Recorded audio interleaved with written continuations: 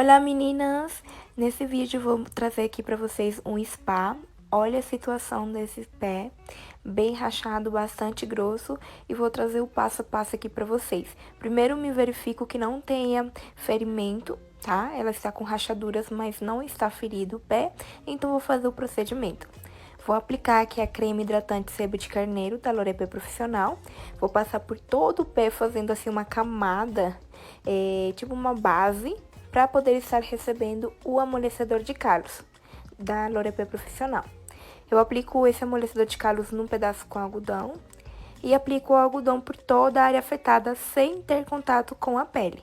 Aplico também aqui na parte de baixo que está afetado e olho direitinho para não escorrer o produto nos dedos da cliente.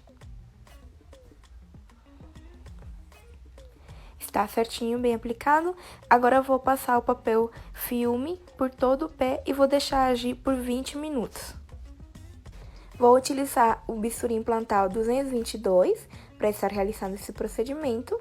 Vou retirar o algodão e vou deixar num cantinho, porque eu vou reutilizar ele.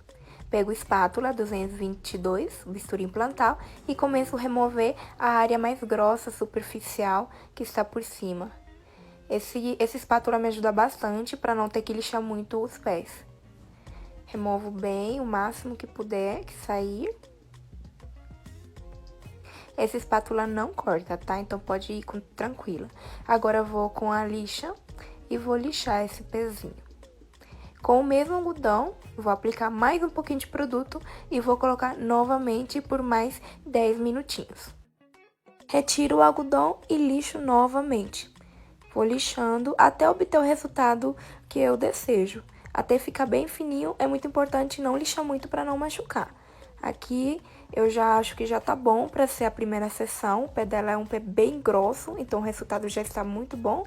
Aqui eu estou passando uma água com limão, que é uma aguinha meio amarela, né? É água com limão, para estar cortando o efeito do produto, para o produto não continuar agindo nos pés da minha cliente. Eu vou lixando, dando polimento, ó, aqui é água com limão, para retirar bem o produto. E agora vou esfoliar com o esfoliante de parafina por todos os pés e aplico o papel filme por torno de 10 minutinhos, deixo para agir, removo, retiro o excesso de produto com água, lavando tipo os pés, removo todo, faço uma massagem, uma esfoliação. E agora vou utilizar o Ultra Hidratante para pés secados e reachados. E pronto, o meu spa já está feito. Espero que vocês tenham gostado do vídeo. Deixa aqui os comentários. Olha o resultado que a gente conseguiu na primeira sessão. Lembrando que você pode marcar com sua cliente várias sessões até obter o resultado desejado. Vamos para o antes e depois.